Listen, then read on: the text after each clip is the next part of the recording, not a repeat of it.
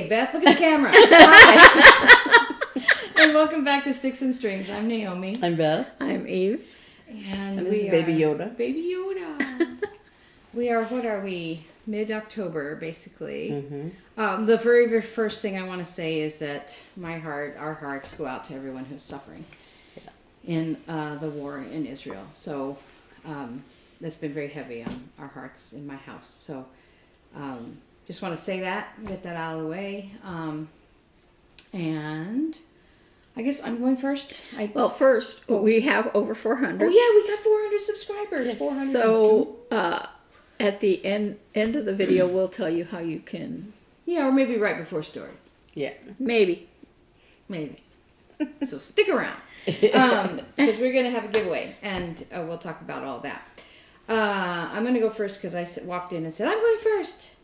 So Eve will go first next week. She was crying. She didn't go first in a while. But the reason I'm going first is because I have to show you this before I can work on it. And I want to work on it while everyone else is talking. So, okay. The first thing I did this week is I made 2 socks from Baracco Vintage Sock Yarn with the color, and I kept thinking of you, Sour Cherry is the name of this color. Hannah requested solid red socks, crayon color red socks, so as close as I could get. They're a little, maybe not as bright red, like Christmas red, but they're cute. I like this color. So I made these. Each of them took me about a day. And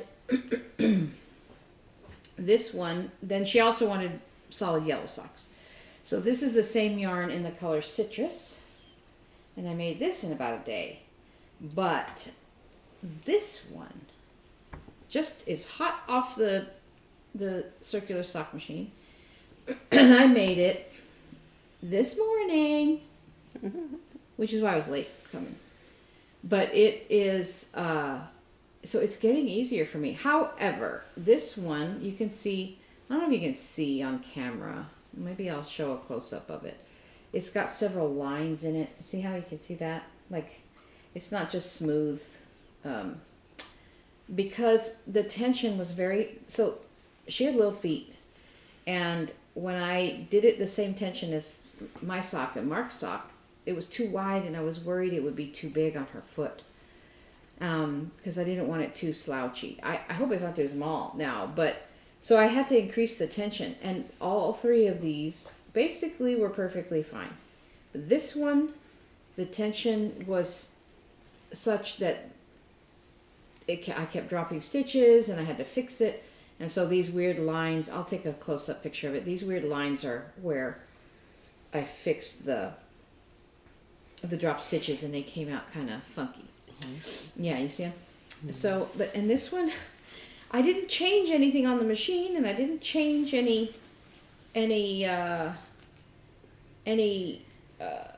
settings or anything, and it's the same yarn, and it seems way tighter. Yeah, it even seems a little more narrow. Yep, I don't know why. I don't know what happened. I don't know what was different. The moon was in a different alignment. Because you were trying to do it this morning. No, I know, because I was trying to just get her done. Well, actually, maybe maybe this one is a little bit more narrow. Anyway, I'm still going to send it to her. I'm sending Jordan's sweater, finally, if you can believe it. I finally washed it and blocked it, and it's folded and ready to go. But I thought, well, if I can finish these socks, I'll send Hannah these socks. I'm going to send them to Jordan, though, because the last thing I sent to Hannah got stolen off her porch. Which was very annoying. So anyway, that's why I did these, and I'm going to start working on right now. So this is straight off. This is my setup bonnet. I've talked about that before. It has metal rings. You hang this on the sock machine this way, and then you start with waste yarn, which is this white yarn. And then you start with your sock yarn, and this one is about 30 rows, and then what they call hang the hem. You pull it back up on itself and put it back up on the hooks, and it makes this folded over cuff. And then you do the leg part, and then you work the heel, and then you do the foot part, and then you work the toe in much the same way as you do the heel. And now what I'm going to do is turn it inside out and Kitchener the toe shut, so it will look like this when it's done, and it will be a done sock. So I thought I would love to do that while I'm sitting here. So that's why I made them wait for me, and I'm like, I'm almost done. And then I dropped a million stitches, and it took me forever. So that's how it goes. But anyway, so that's me. That's literally all I did. You didn't get a ticket. But I didn't get a ticket all the way over here. I did not.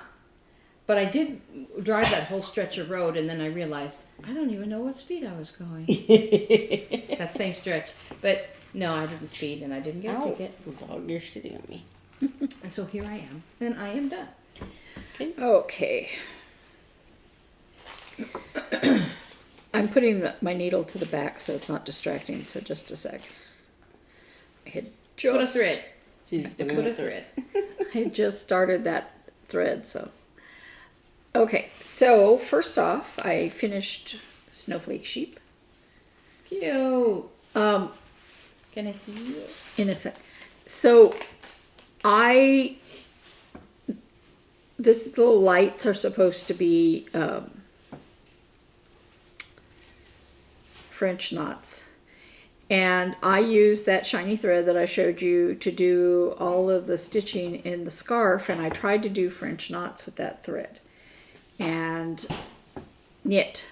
Oh, No. They wouldn't not evenly. You know, if they were all a little too big or something like that, but no, they would have little strings hanging, you know, how loops hanging out, and I couldn't get it to, they would look boxy because it wouldn't round, you know, right enough. So then I always end up with two, like if they're supposed to be eyes, like one really small and one really big. So then I said, well, I'll just use the thread that I used under the scarf. And I didn't like it. So I said, well, I have some red beads, so I'll put beads instead. And I went to start putting them on. I'm like, these beads are so big. I was thinking that they were the small size, like the ones I put on the flamingo pillow. But they're a larger size. And I said, should I go get different beads? And I said, no, I just want to finish this. So they're a little bit on the large size, the beads are, but I think it's adorable. I was just like, I'm done with that. I'm going to just do it. It's adorable. No, it wasn't horrible. I just thought that they were I think smaller. it looks great. And they're No, shiny. I want all new beads. Let me see. I think it looks great. So right now, I am working on Chronicles of Narnia by Sapphire Mountain Handcrafts for Stitching Book Club, and I am this far, which is not very far.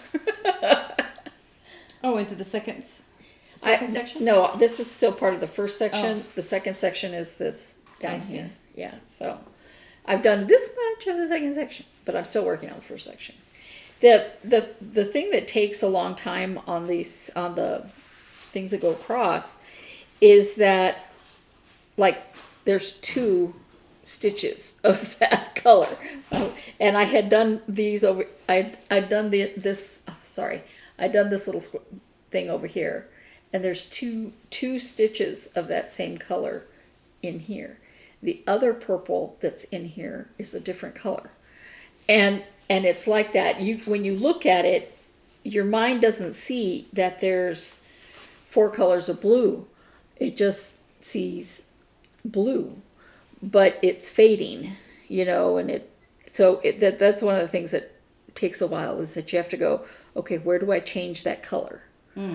So anyway, that's what I'm working on right now.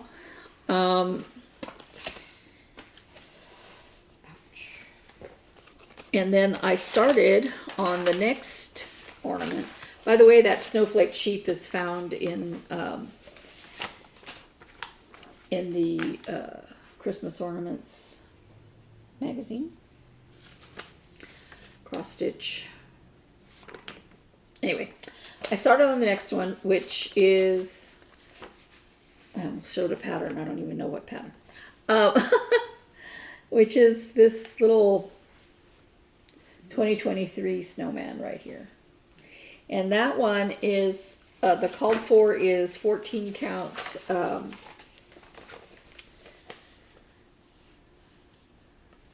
plastic canvas. And this is how far I've gotten on that. Part of it too. Now, I was all the way down here and I was like, this color isn't fitting correctly. And it was because I messed up this last dark color right here before I put the next one in. And I was like, ow. And I thought for a minute, I'll just fudge it. And then I said, yeah, but then I'd have to fudge it all the way across. You know? So I said, no, because that'll mess up the snowman's face. No, I'm not going to do that. So I had to take it out.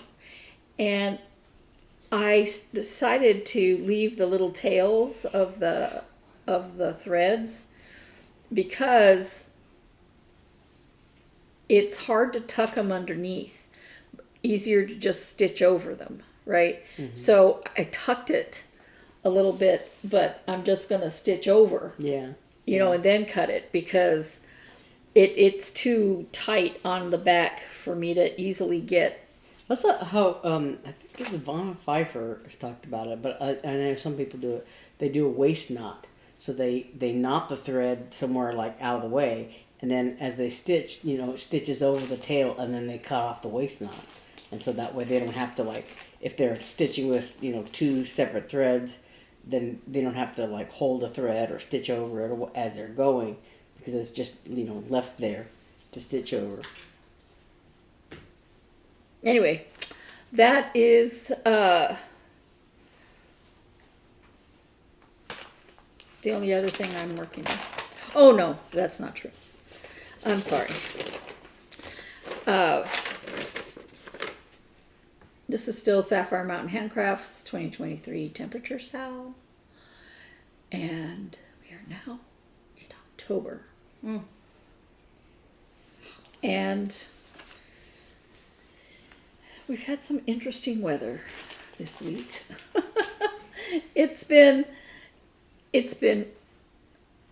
over 100, and then it's been like very low. I think it was 91 yesterday.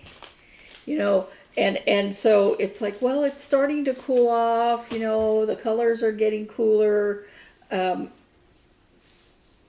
I don't think we're going to get into some of those yellows until like December.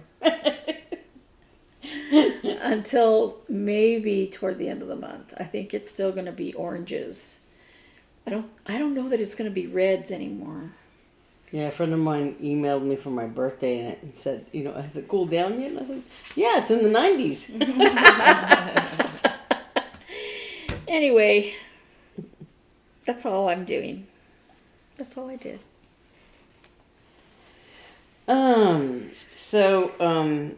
Last week on camera, I finished Parade of Elephants, which was one of my WIP-GO pieces, and the other one was this one, Piano Cat. I'm going to go ahead and take this out of the hoop to show what I worked on. So I've had this as a WIP for a while, and I have out here the the tattered and wrinkled cover art model, because I was looking at it and it's like I had to kind of like see what was going on in some of the pictures so I could understand the chart. And I made a working copy of the chart, you know, and like, you know, taped it together, whatever, because the actual chart is really, really microscopic. Tiny. I'm not gonna show the chart, but you wouldn't be able to tell it anyway. It's so tiny, you know. But I have the chart out here because I have a color key. Oh, by the way, that stuff, that's but a kit. Yeah, Okay. yeah. So one of our. Oh yeah. viewers wrote in that It's a new subscriber, I think. she was stitching on a kit, and she said that a lot of people tend to look down on that, and I think it's true. But this piano cat is a Design Works kit, and it comes with it came with Ada and all the threads and all that, and they're basically DMC threads. There's no shame in it. There's nothing wrong with it because it gives you everything you need to start with, And also, it was a gift. Yes. And that's the best way. If someone knows that you cross stitch, they can buy you a kit and know that you have everything, Right. and you can start right away on Christmas morning or whatever. And the thing is, and that it's less frustrating because you have all the threads, you know you have a needle in there, you know you have a fabric that's going to work with the pattern, and it's the right size. It's for enjoyment in life.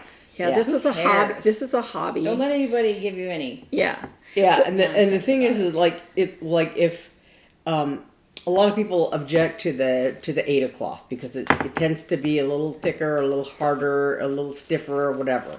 But if it's problematic feeling wise, there's a few things you can do with it. You can wash it kind of to soften it, take the sizing out of it, and also as you use it, it tends to get softer with handling. But also, there's certainly no shame in anything. What I've done, because I have like a hang up about white cloth. I don't like to use. I've just developed a liking for color, and so I take the kit cloth, and the last few kits I've done, I've dyed the cloth, because some kits I've done were full coverage, and so it doesn't really matter what color the fabric is because you're going to cover it up with completely with stitches. But those that have color showing, I've taken to dyeing the fabric that comes in the kit. So like I have one that was a peacock kit. It's on my WIP-GO list.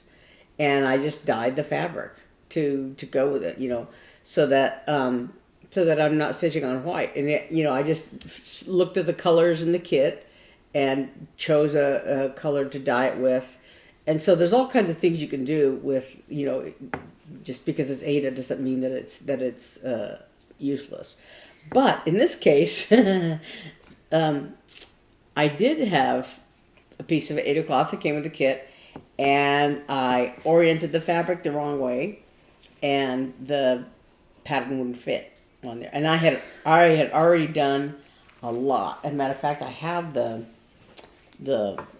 thing here, but I had really done a lot of the cat on there, and when I discovered that I had it the wrong way and the cat wasn't going to fit, the pattern wasn't going to fit, and so I had to start over again.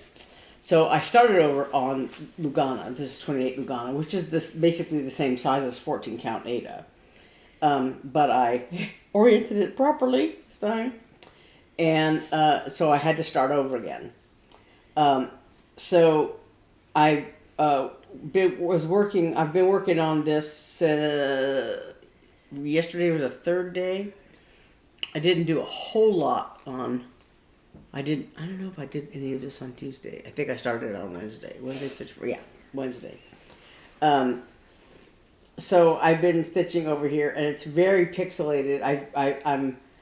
I'm very much a color completist, I guess. So I've been working with just this one color of gray, and so unless you had a before and after pic side by side, you couldn't really tell. But I worked a lot in this little area here, and I kind of got sick of working on the gray, and and it's something that I have to be really awake to make sure I'm not getting lost and everything.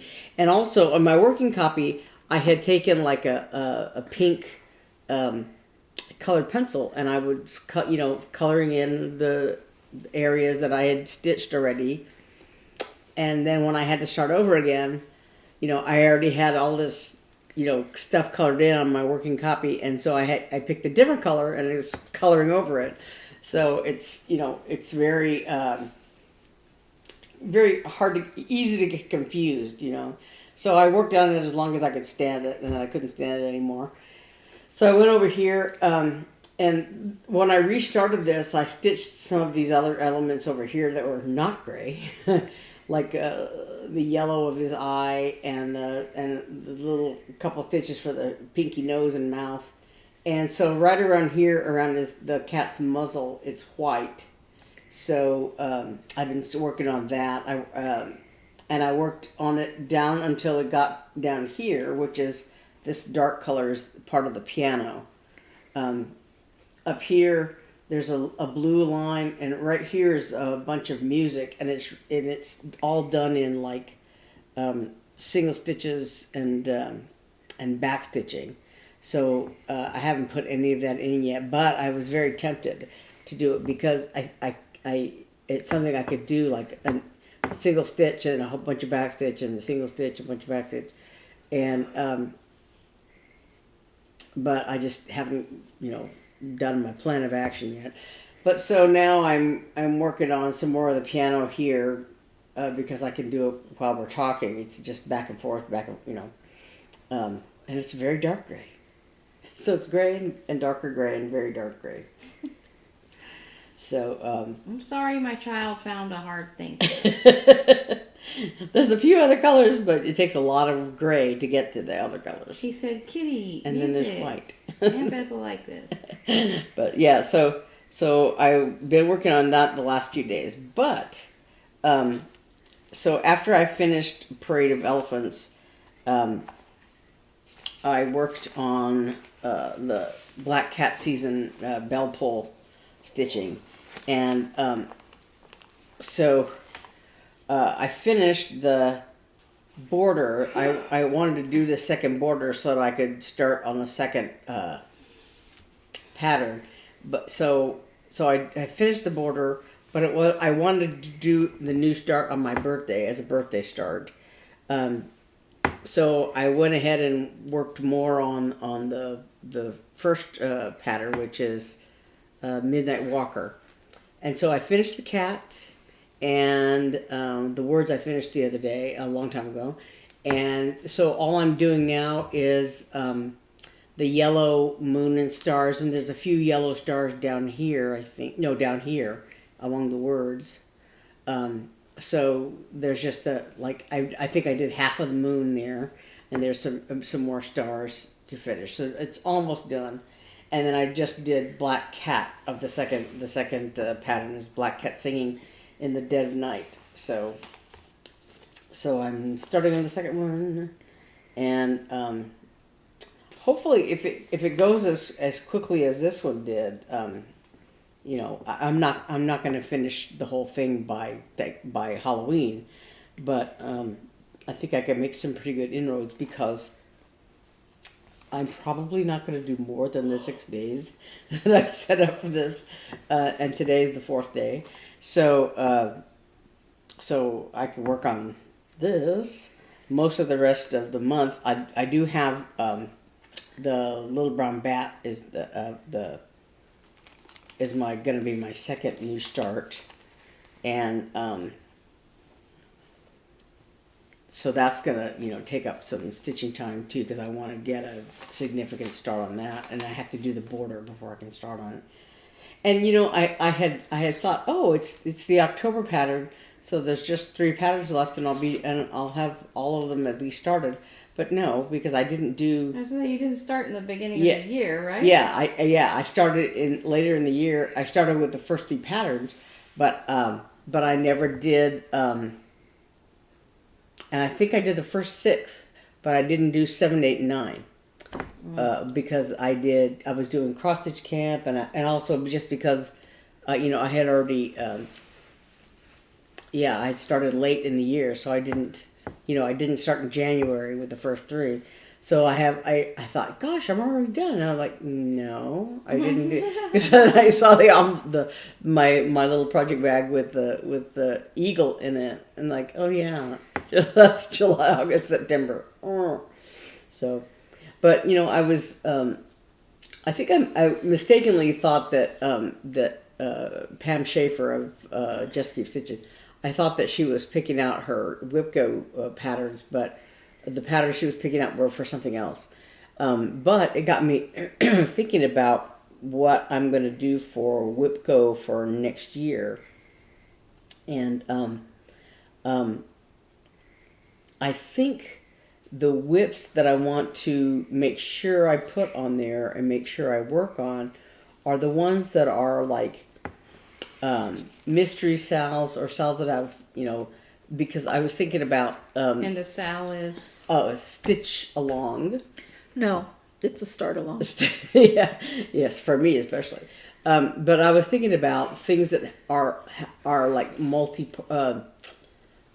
separate things, like this. This is, this has 6 pieces to it, the Black Cat season. But I'm doing it all in one unit, and the Year of the Woods. I'm doing it 3 and 3 and 3 and 3, right? So I want to make sure that's on there. And also I have a Tiny Modernist Sleepy Hollow that you could do it in one big piece or in 4 separate pieces. And I think I'm going to do it. I've started it to do it as 4 separate drums, and I have not even started the topper pattern part of the pattern yet. Just a little strip. But so that's 4 separate strips, and I've only done I finished the first strip and most of the second strip, but I haven't even started the 3rd and 4th strips. And like I said, I haven't done any of the toppers because I wasn't sure I had enough fabric. I was like, chickening out. But, and then, the other thing I have was Starry Night, which is, I think, 6 maybe separate patterns that are all one unit. So that sort of thing, I think I want to make sure to put on my WIP-GO board, so that I can maybe, I don't know, maybe come up with some way to maybe start the things I haven't started yet, or complete one of the segments or something like that. So I have to think that through. I have a lot of WIPs. So I don't know. I haven't thought through what I'm going to do, but yeah, I'd like to get, some things going on, so I don't know. But I have a few months to think about it. just a couple. Yeah. With all the other things I'm doing. Of course, you could just not do WIP-GO.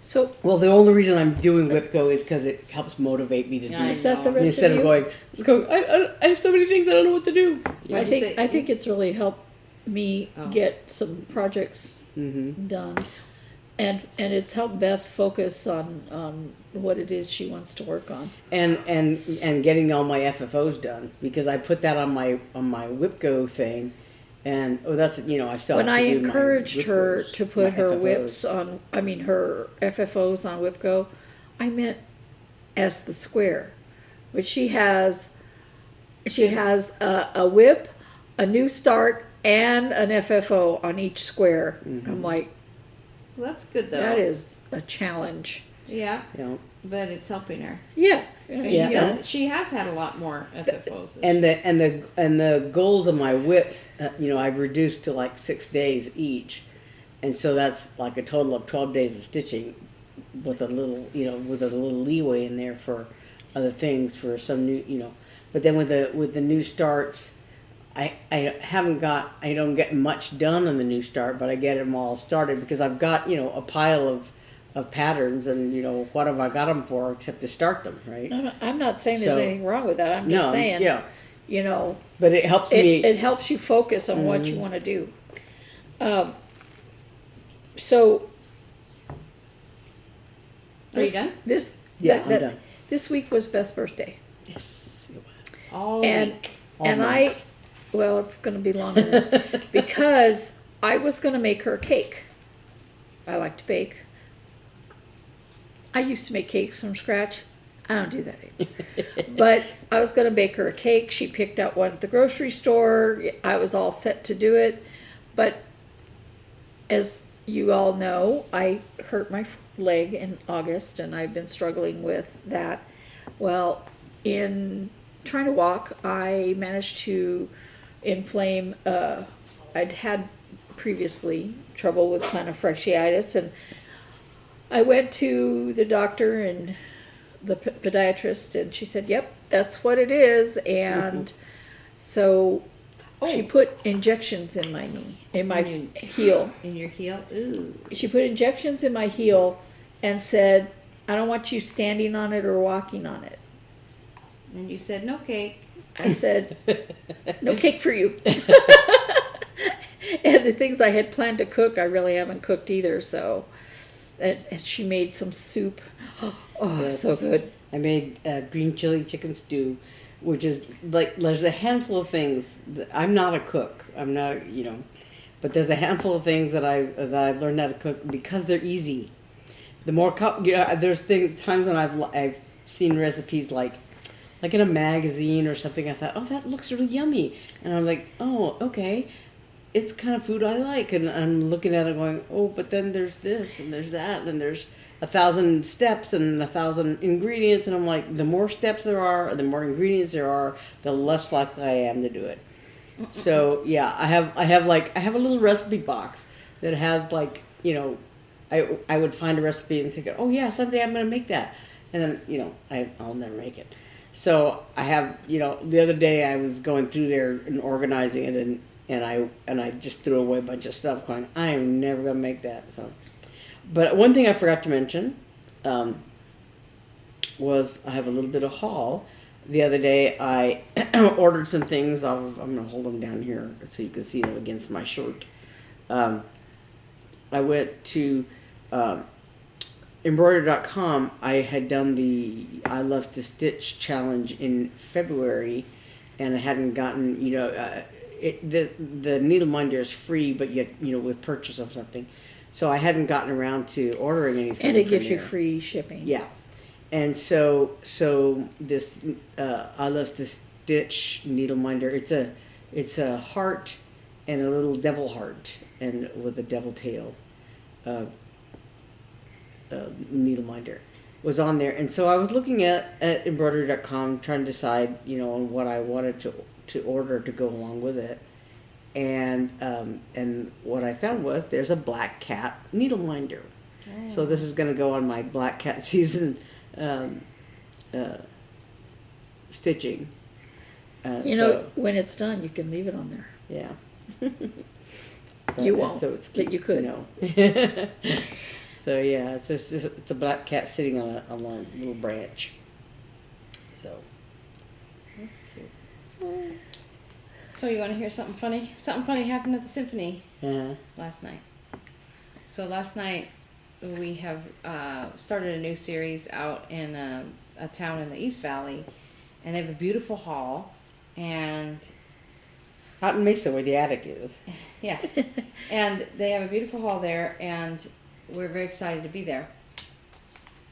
And last night was our first one, but I've been to this hall 1,000 times with the youth symphony that my daughter was in and all that, and everything's always gone smoothly. I mean, the symphony's played out there for like the Messiah before, and so it's like not like a first rodeo or anything, but it was just, it was Friday the 13th. I didn't think about that. I don't believe in bad luck, but I didn't think about that.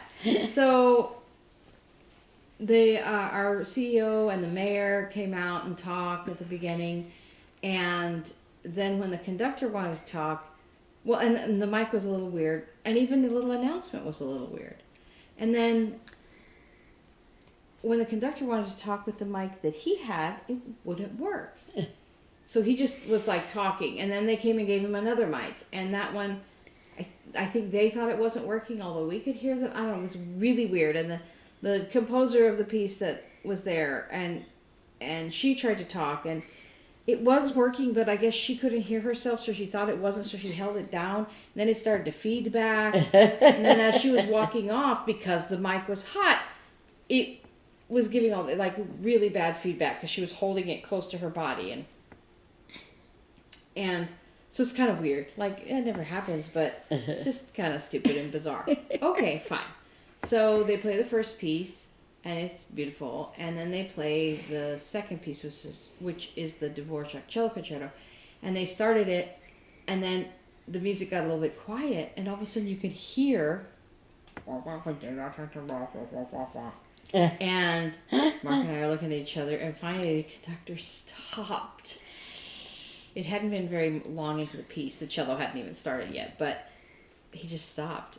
And they looked at him from backstage like, what's wrong? And he's like, there's a hot mic. There's a mic on. So I hope that woman didn't take the microphone in the bathroom Right. either. Yeah, no, anyway, they just, I mean, you couldn't hear anything they Yeah. were, you couldn't understand, I couldn't anyway, understand anything they were saying. Yeah, but you don't know that's that You you're don't not want going to to hear be a able toilet flushing or Right, something. or bad words or whatever. Yeah. Anyway, it was just like, and so the conductor turned around and said, we're breaking the place in, because, it's our first concert. Yeah. Yeah, well, But it that's was a like- beautiful facility. It's gorgeous. It's so gorgeous. But anyway, so that was quite funny. Well, I did a concert when we were in Indiana. When I was in Indiana, in graduate school, we were doing. As a matter of fact, it was when Jamie was conducting. We were doing a concert, and all of a sudden, the lights in the hall went on the stage. We were playing, and the lights went, and Oh my God. and so we kept playing for a little while because people kind of knew the parts and we could see a little bit, but it was like he stopped us and went off stage, and they did something, and then the lights came back on, Oh my and then gosh. I think we started over or something, but it's like It's one thing at a school, yeah. but at, Well, okay, so at that same hall, when my daughter was in youth symphony,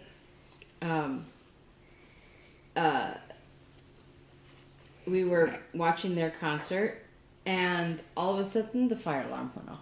ooh, So we all had to leave. yeah.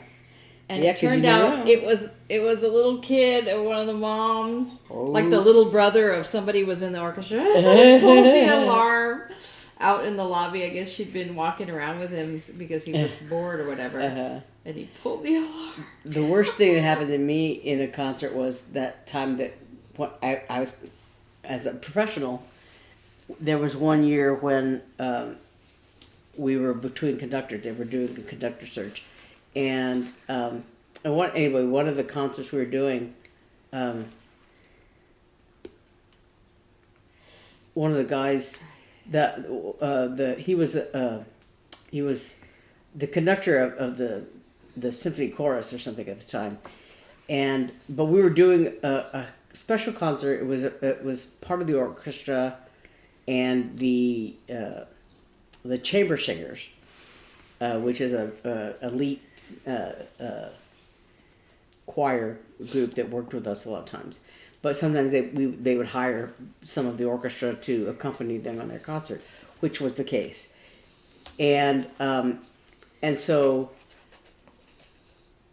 for this particular concert, we had sort of a truncated rehearsal because they wanted to concentrate, of course, on the solo singers, on their pieces with the orchestra, and then some of the big chorus numbers and all that. So there's an overture.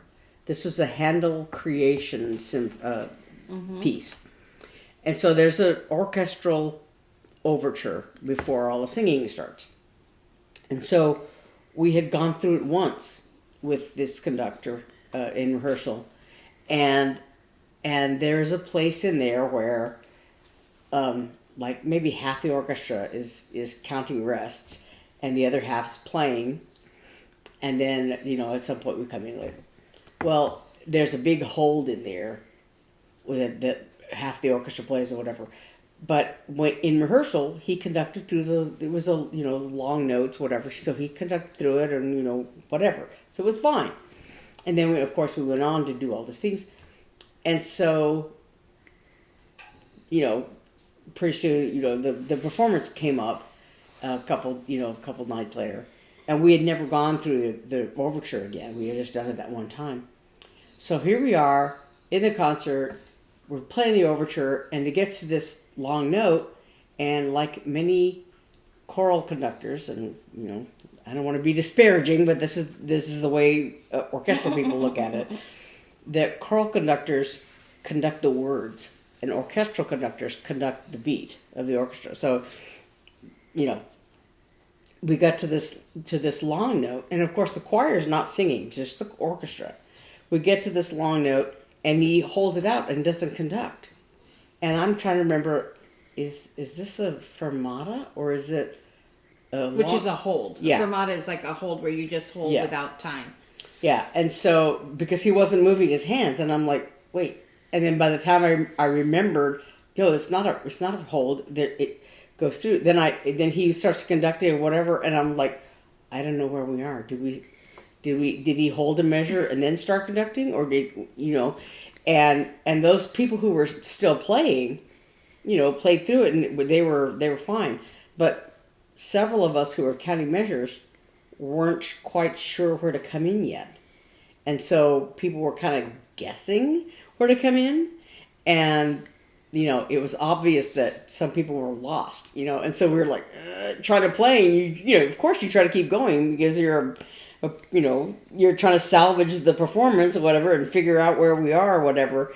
And it just sort of started to come apart. And so he ended up stopping us. And it was the most mortifying thing because you never stop professionally. That's what was really, so awful last night. Yeah. It was like, felt so bad. But he just, and good for him. He could not go on with that noise happening. But yeah, it was awful. And we started over, and then we got the review in the paper blamed the orchestra like we did something wrong. And I'm like, if one person gets lost, that's one player.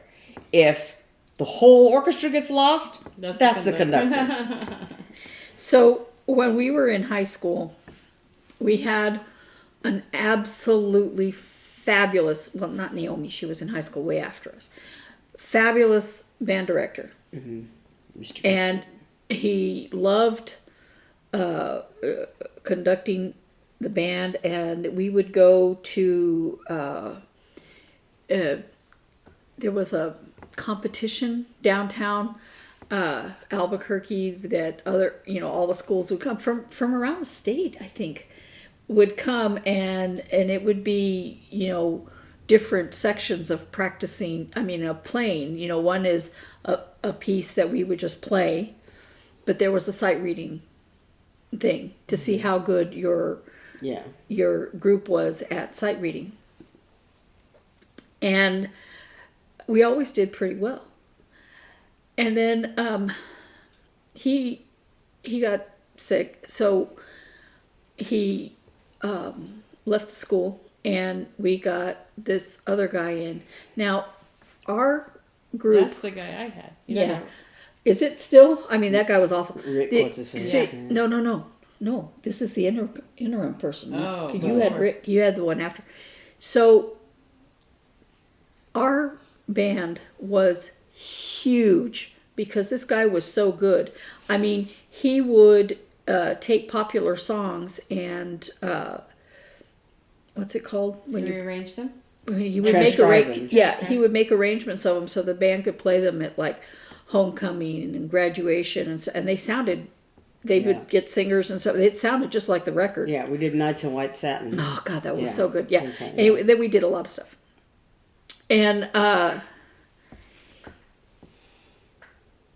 so the group was gigantic because it was well liked and It's popular. It was popular, right? So we had voted, maybe when I was a sophomore, to have band at 0 hour, which is way before the regular school day starts. It's the period before first period. Yeah. Right. So that people in band could go to classes that were not only offered like if they wanted to take calculus or something like that. And because what was happening at the school is that the classes were all, relatively full and everything's fine, and then it's the hour for band, and every class was empty. And so we voted for 0 hour, and all of the people in the band go, yeah, let's do that, even though we had to get up earlier because it would be easier for us to get our classes how we wanted. And then Mr. Christian left. And this guy hated getting up at 0 hour. He tried to get us to vote to not have 0 hour, and all of us are going, this is my senior year. And we're like, no, we voted that for a reason, because he didn't want to do it. Yeah. Not because it made sense, right? Yeah. And then we went to that, I don't remember what it was called. Solo ensemble. No, No, the competition downtown for the bands. Yeah. Yeah. Probably like right now it's called MTNA, which is Music Teachers National Association, whatever. But it's all those kind of state, like. But all it was a state all those competition. competitions, yeah. Maybe it was all state. Anyway, so we went. Now this guy never let us play a song all the way through. Never. We would practice something and he would stop. And we would practice something, and we're like, we need to be able to play it all the way through at this competition. We cannot go to the competition having never played it all the way through. Yeah. And the first time we played it all the way through was at the competition. Oh no. And then we went to the sight reading section. And in sight reading, you were supposed to play through no matter what and just keep plowing on through it, right? Yeah. No, he stops Oh, to no. try to get us to adjust something. And the guy, the judges went, this is sight reading. You're not allowed to stop. This isn't practice. And I'm like, how could this guy possibly have gotten this job? This is mortifying. It's awful. Fortunately, Mr. Christian came back for a short time at the end of my senior year, long enough to do a song for my graduation, so that was really cool. Oh. but then he left again, Yeah. But I was just, do you not know what sight reading is? How can you teach music and not know what sight Where reading was he is? from? You remember? I don't know. I don't remember. But it is probably, it wasn't the worst teacher I had, but it was up there. I remember one of the things I remember about Mr. Christian, excuse me, was we were at some point we were doing something downtown on Civic Plaza because they were getting some new buses or something, and they were dedicating these new buses or I don't know what all. And so for whatever reason, our band went down and played, for the thing of these new buses. And so we were it was like the marching band or something. We were going to stand on the plaza and play a few tunes and then stop while the dignitaries I blah, wasn't blah, there, blah. but I remember why. Yeah. But so the dignitaries were going to do their speaking, whatever. And so we were supposed to just stand there silently, of course. And so Mr. Christian was very concerned that people would take their instrument and just noodle around or something while the mayor was talking or whatever. She goes, so, he was telling, making sure that, don't play anything, don't mess around, don't noodle around on your horn or whatever. And if the person next to you is playing, tell them, take the damn thing out of your mouth.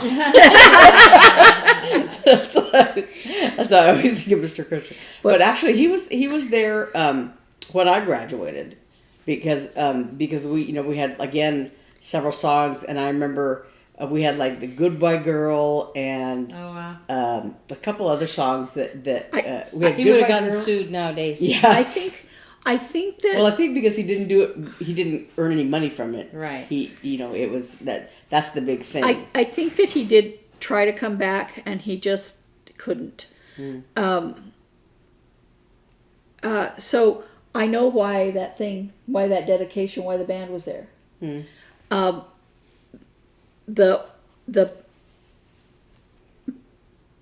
marching bands, in order to go play at football games, were having to pay to have a bus to take them.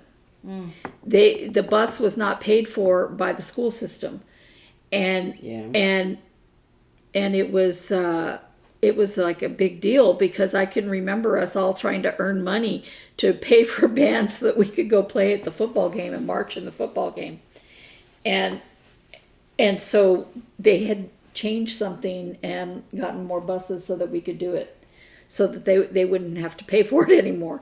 And it's like, why should a school pay? Well, the thing that was the thing I remember, that like the football teams did not have to pay for their buses. No. But the band that would go to support the football teams, we had to pay for our own buses. And I think people didn't realize that at first until they brought it up. They said, we're having to use money from the band fund or whatever that would normally go to pay for music and uniforms, things like that. We're having to be spent on buses to get And the band fortunately, to the there was a guy that stadium. would donate a lot of money to our band, but you can't always count on that. Yeah. We should probably do the giveaway, and then we could do more stories. Yeah. Okay, so thank you for subscribing. I'm sorry I've been so silent. I'm here very frustrated with this because this little ridge, which I did take a picture so you can see it. I was like, I'm going to take a picture before I get rid of it, and I can't get rid of it. So very mad. Okay, anyway. So thank you for subscribing. We have 402 as of today. And so we want to do a giveaway. We're going to give away 4 things. I'm going to give away a set of coasters. Like these. They're quilted coasters, but I have a picture here. It's of an Arizona. It's that Arizona fabric I showed some time ago. I have. I'm gonna make 4 of those and give those away as a set. So that'll be one thing. And Beth is giving away a beautiful piece of fabric. This is fabric. I talked about it, I think, not too long ago, from the attic. They have little cuts that they had in their on one of their tables. It's really there. pretty. So this is 38 count. Don't be afraid of the count. High count. 38 count legacy linen. Oh, it's so pretty. Sorry. It's 10 by 11. 10 inches by Does it 11 say inches. the color on yeah, it? and the color is cloister cream. So It's a really pretty really it's color. a nice little neutral, really great for smallish designs, but doesn't have to be too small because it's 10 by 11. Yeah, so that's one of the items that in our giveaway. And then you guys remember I did these. Well, I have 2 of these patterns. I at first I was just going to give away one, because I was going to keep one, but I did it. I finished it already. So there's 2 opportunities to win the Falamingo. Just in time for Christmas. Yes. So, as we've done in past giveaways, if you would like to enter the drawing for the giveaway, please be a subscriber, and you can comment below. And I think Arizona for yours. yeah, so you just comment a sentence with the word, the what do we call it? The Keyword. the keyword. So the keyword for to be entered to win the coasters would be Arizona. And what do you want to make the keyword for here? It has to be something besides fabric. Let's say cream. No. No. How are you going Let's to put say- that in a sentence? Yeah. Let's say I like to eat cookies and cream. Please don't cream me on the highway. okay. Keep it clean. Okay. And then Or you could say cloister, but cloister is cloister, harder to that's spell. harder to spell. Yeah, that's and hard. use it a sentence. Too hard to spell. Mm-hmm. Oh, how about legacy? Oh, that's nice. Okay, legacy. All right, legacy is the keyword for the piece of fabric, and then we'll do flamingo, obviously, and there'll be 2 winners for flamingos, So if you would like to be entered into the, what we'll do is, what do you want to say? You want to give it 2 weeks? Yeah, because of how we do our videos. Yeah. So we'll give it 2 weeks. So you can enter below, and then also if you miss it, and we'll mention it again next week, and then get your responses in by, let me look at my calendar. Today's the 14th. By the 28th. Mm-hmm. Yes? Yeah. And then we'll announce the winner on November 5th. So get your entries in by October 28th, and we'll announce on Why November so long 5th. in between the? Huh? Why so long in between? 28th only a is the week. last Saturday. It's only a week. The 28th is the last Saturday before November. November, and then the 5th is the Oh, first. I thought we were like by the 27th, the Friday, so that we could announce it on Saturday. Oh, I see. Yeah. Okay, she's right. Get your responses in by the 27th of October, and we will announce it on the 29th. Yes. Right? Right. She's right. I'm wrong. As usual. No. Yeah. So we'll do that. So thank you for subscribing and for being there for us and your lovely comments. And we really liked the comments this week. That was fun. And you're right. I'm trying to remember your name. Let me look at it. Yarnho2981. That sounds like me. I could have that. 'Cause that's me. But you're right. You got to touch and feel the yarn. I love buying. I have a hard time buying Well, yarn plus online. I like to support brick and mortar businesses. Yes. Yeah. A lot of stuff that we get at the attic, I don't have to drive to Mesa to get it. I can order it and it'll come to me. The problem is that when you don't use a brick and mortar business when you can, you end up losing that that resource. I know that there has been problems with a lot of businesses, but I just read that Joann's is having an issue, and I'm like, I don't want to lose Joann's. Yeah. Yeah. You know, and I don't shop there as much as I would, but Well, you know. but to her point, she was saying that she can't go out, so she has to order online. But, Yeah. you know, No, I most have no problem with that. situations, that's- I just said I like to go when I can. Yeah. But sometimes they don't have what you want. Yeah. Yeah. They don't have what you need. So it is You know? hard to order stuff online. You're not exactly sure what color it is. Well, I was gonna say, You're not exactly sure. especially if you're just if like you're homebound. winging. Well, Oh. and if you're winging it, you're starting from scratch and you don't have something to compare it to. Right. That's what You're she just- was saying. That yeah, she, you're trying to decide. She uses Well, kits I for want that reason. I want yellow, but I want this color yellow, not that color yellow. And so it's hard to tell when you're looking online. Yeah. What the exact shade is, or how soft it is, or rough it is, or whatever. So. But to her point, and Yeah. and I want to encourage you that so if you have, if you use a kit, those things are kind of decided for you, and it's just for enjoyment. It's for your enjoyment and create something with your own hands. And I'm stressing about this sock, you guys. I'm really stressing. Oh, you were talking about the difficulty with the plastic canvas.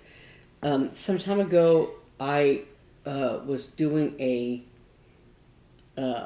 I was gonna do a little kit I was gonna do it for Eli, I think, for something, but it was at Hobby Lobby. They have these little kits with a wooden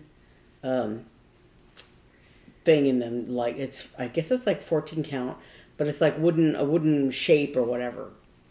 So this one that I was gonna do was it was round, and it was like mountains, with like evergreen trees or something like that. And I think there might have been a camper on it or something. I don't remember. But stitching it wasn't really hard, but having to put the weave the thread underneath was really difficult because there was no give in this little piece of wood. So, like with the fabric, or even with the plastic canvas to some degree, but with fabric, you know, you could take it out and, you know, kind of if the stitching is really tight, like I tend to be tight sometimes, but so you can, you know, kind of, you know, wiggle it around and get the needle under there, but you can't. But with that wooden piece that you know, there was like no give whatsoever, and it was really almost impossible. And actually, I ended up, you know, UFOing it basically because I was like, I can't do that. It was just too frustrating. Well, and you know, honestly, right now I have the needle tucked in here, but I'm going to ruin it if I keep doing that. I'm either going to bend the needle or ruin the stuff. So I'm going to have to get a needle minder and stick a needle minder on there so that I can keep my needle with it. Yeah. But other than those two things, not being able to tuck it and put my needle, I actually am enjoying working on it. If I hadn't made that counting error, I would be done with the two. It's a little bit like this Narnia thing, you know, a stitch here, a stitch there, you know, and you have to really, since it's a black and white pattern, you have to really pay attention to those symbols. Some of them are not so easy to differentiate, but I'm not disappointed in the product, because I told myself, if I hate this plastic stuff, I'll just get some perforated paper, you know. The attic sells perforated paper, and if you're going to cover it all, besides what you know, because you're going to cut it out and everything, what difference does it make what color it is? So I don't care about that. Yeah, so, but I got to get cranking. It's already mid-October, and I have one done. So I got to get moving on that. Oh, I was going to say, you know, that little dog that you did, that little Mill Hill kit dog that you did.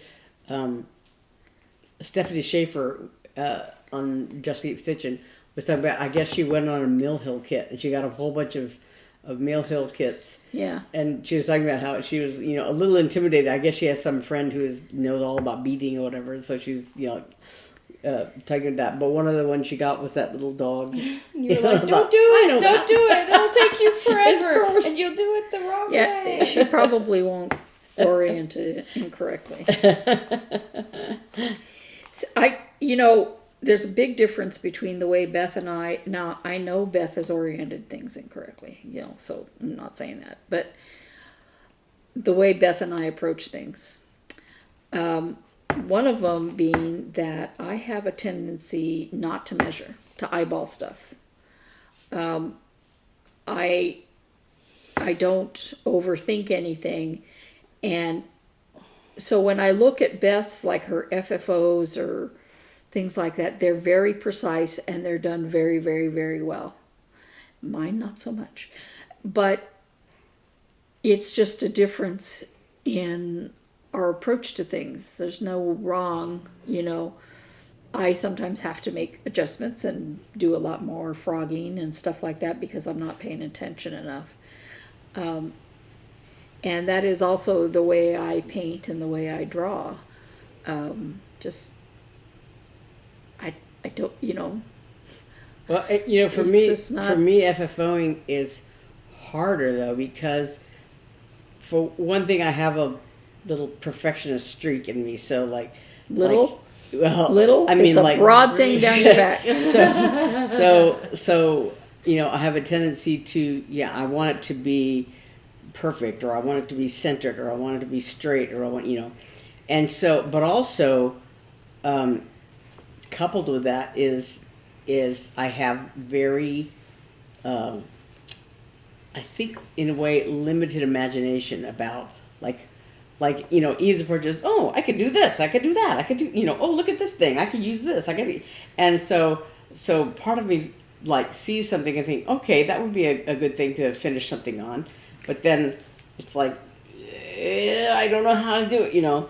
And so that's why in August or whatever, I did a plethora of pillows, because I know how to make a pillow.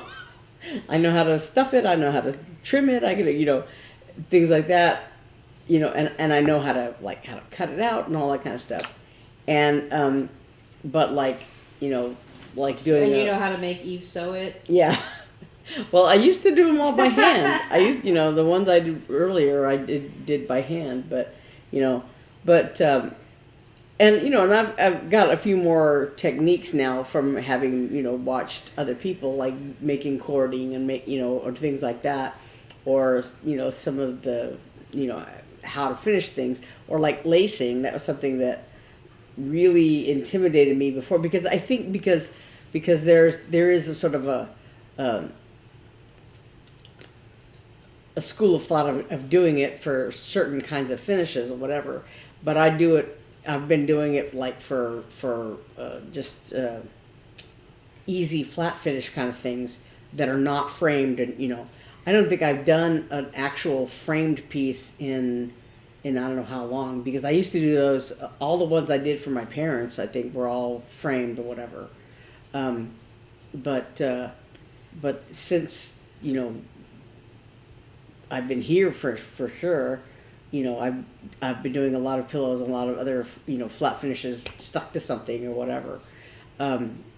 So but even though finishing things, it's really difficult for me, because having to sort of imagine what to do with it, whatever, and that's the hard part for me. I always think about the fact that, like, when I was a kid, we were somewhere, I don't know if it was at Bible school or camp or somewhere, where one of the things we were supposed to do was to like carve a piece of soap I don't know how it is nowadays, but Tomato turtle. But yeah, but ivory soap was the sort of soft soap that a lot of people used for that sort of thing. And so I wanted to make a turtle out of this bar of soap, but I drew a turtle on top, and it was basically, here's the turtle, and straight sides down. It wasn't like a 3-dimensional turtle. So, because I couldn't think in those 3-dimensional terms. And so, yeah, so finishing is really hard for me. And that's why I put it on my WIP-GO board, this year, so that I could force myself to finish all these things. Here's the difference between Beth and I. When I have a pattern that I purchase, often I'll purchase whatever I'm going to finish it on at the same time or near the same time. Because when I see stuff to finish things on, I don't just buy something just because. I say, oh, this pattern will look good on there. And I have a pretty good idea of dimensions of what'll fit where. And so I have them stored, I have most of them stored in the garage of the finishing things. So when I want to finish something, I go out to the garage, get the thing I planned, I get whatever I need, and I bring it inside, and I do my finishing. On the other hand, Beth brings in everything. She's always had trouble. You've always had trouble making a decision. Like, I think, like, I could do it this way or that way, and what's the exact right way? And so she's like, I could do it here with this, or I could do it here with that, and they're both equally good. Yeah. And I don't think you also, Beth, I don't think you trust yourself. I think it's a confidence thing in because once you have it there and on there, it's there. But I think that it's just driving me crazy. especially because, like, if I'm going to finish something, then it's like permanent, forever. Yeah, that's what I mean. You glue it on something, and that's Well, and it's like you have trouble picking ice cream. Like, it's going to be the last ice cream you're ever going to have.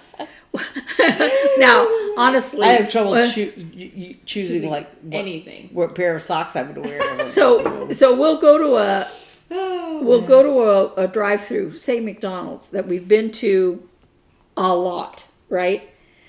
And she'll want to examine the menu board before before Could be she your orders last meal. anything. You never know when your last meal is going to happen. So She you wanna wants make sure to. it's good. I don't know what I want. I need to look at the menu. Well, at McDonald's, I don't have that problem because I usually only She One always thing. gets the same thing. But like and I tell the her, restaurants that I you're don't. going to get the same thing. Just get it.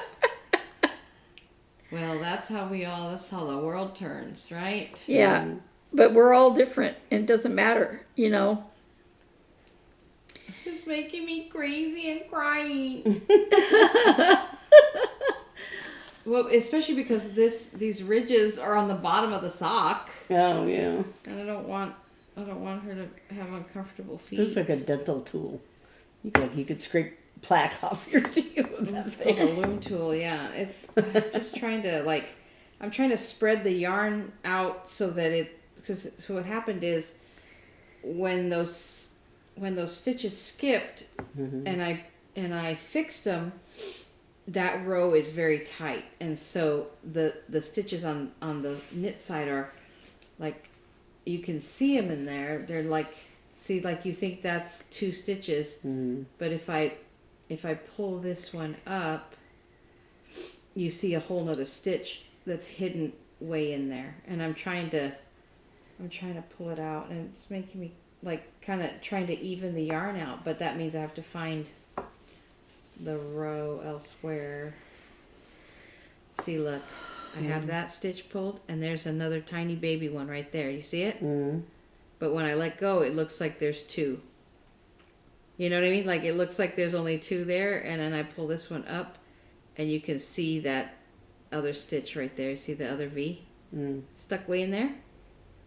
It's really tiny. Yeah. And that's what's making the ridge on that side. Yeah.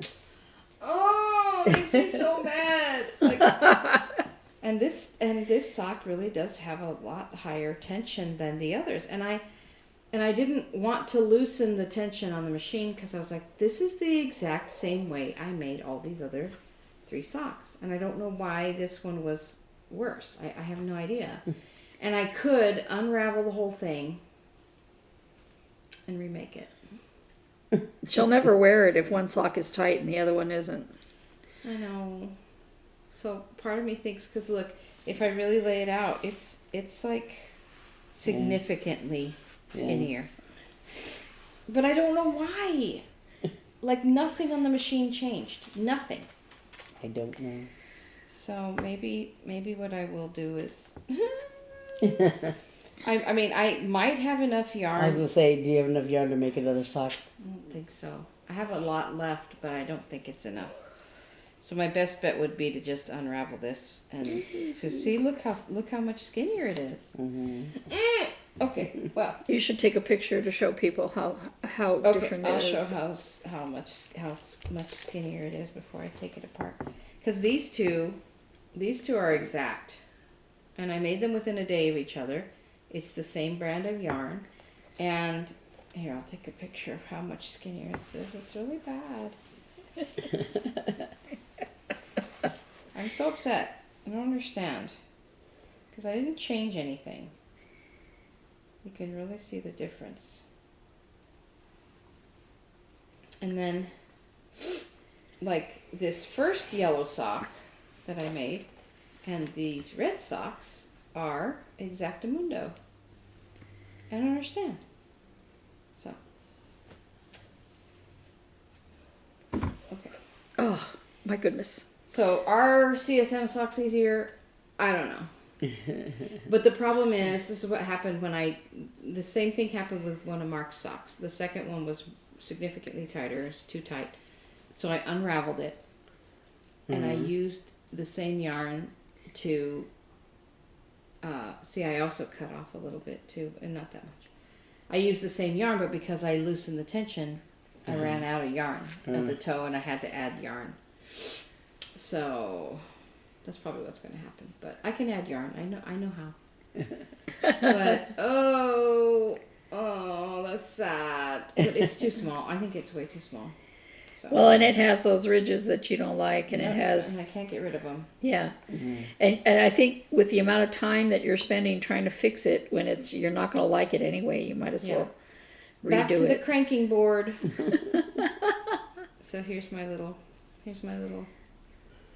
my setup bonnet. And it ties at the bottom so you can open it and turn the whole thing inside out. Oh boy! All right. Well, that was fun. I have to get ready to go to the symphony tonight. Yes, you're gonna hear. She's gonna hear the same concert I heard last night. Yeah. It was very nice. I was very impressed. Our maestro remembered me when I saw him. We had an after party last night, and I was like, he's like, I said I played bassoon. He goes, I know. I'm like, you remembered something about me, even after all your world travels all over the place. That's what I liked about the guy that was our CEO, I guess. Yeah. Mm-hmm. When I was in the Arkansas Symphony, he he had come along. I don't remember how long I'd been there because it was after David was there, So, but he was a trombone player, back in the day, and so he was really good at just like wanting to find occasions and places for the orchestra to play, which our previous CEO wasn't really good at. She didn't really care, but I remember the first time we went to I went to a chamber music concert I wasn't playing in. I was standing in line with all the rest of the people to buy tickets or whatever, and he saw me and he knew who I was. I hadn't introduced myself or really even spoken to him or anything, but he saw me there and he called me by name and called me out of line and gave me tickets, and so I just bypassed the line and went in, and it was just like interesting to sort of be recognized, I guess, because as far as I was concerned, I was just another C in the in the sea of faces in the orchestra, and I wasn't like first chair or whatever, Yeah. and so yeah, and so it was really nice to just That's be nice. so in line and So I have the Chronicles of Narnia PDF in Pattern Keeper. And I forgot that Pattern Keeper doesn't show me backstitching lines. Oh no. And so I'm like, why are these little dots everywhere? Mm-hmm.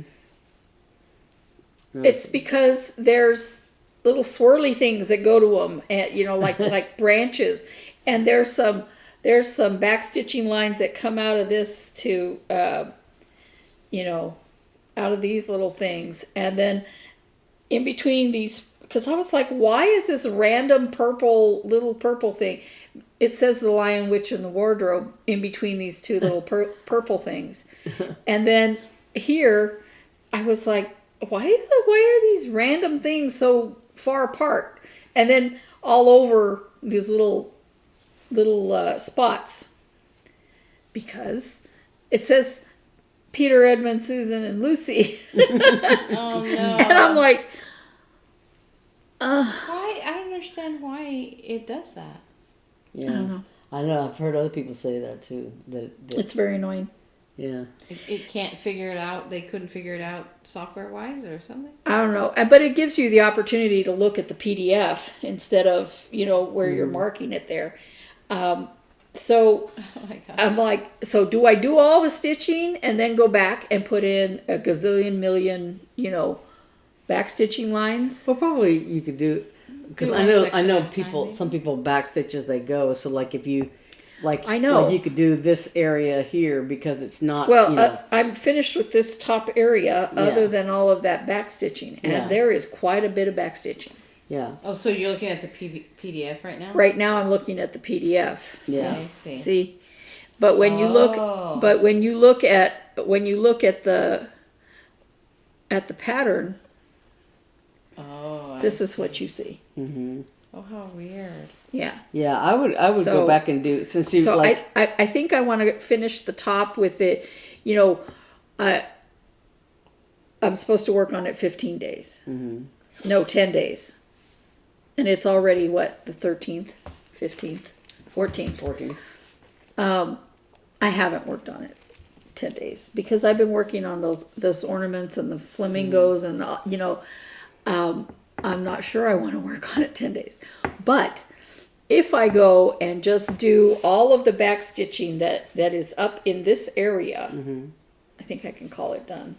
Yeah, because I was gonna say you're done with that upper area, right? With all the stitching above that bar. Yeah, and so that'll make it, you know, where then I just have this lower parts to do. But I was just like, You'll feel better than if you finish all that stitching and then have to go do all. oh yeah, that. and I was like looking at it, going, why all these random things, right? And so that's why I went to go look at the PDF, and I was like, oh.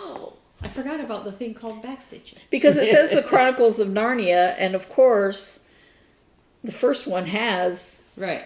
you know, the Lion, the Witch, and the Wardrobe, which is what this is a picture of because it's got the little lighthouse. Nice. And, oh, that's cute. yeah. So, Oh, you mean the lamppost? yeah. And there, what different. is his name? The little fawn guy, Oh yeah. Mr. Tumnus. Mr. Tumnus, right? Mr. Tumnus. Mr. Tumnus. So, I mean, I can look at it the way it actually is here. I see. So I have no, you know, and it'll show me. Look at all that backstitching that should be in there, and so I can see it. Uh-huh. Yeah. But this is only like one page, so to see the other half, I see. I have to, you know, this is one side, I see. and there's the other side, you know. Yeah, So it would be more convenient if it was actually in the pattern thing. Yeah. But, you know, it is what it is, and I'm just going to work with it the way it is, so. Well, I forgot until I almost walked in here that I have an appointment for my car to get the oil changed. So I gotta go. But please comment below if you would like to win one of our prizes to celebrate 400 subscribers. Yes. Arizona for my Arizona coasters and a set of 4. And Legacy for Beth's fabric. And Flamingo for one of Eve's 2 patterns. There'll be 2 chances to win that. 2 chances to win that. So thank you so much for subscribing and watching and hanging out with us. And we hope you're having a great October, and we hope you are well. And we will see you next week. Bye. Bye.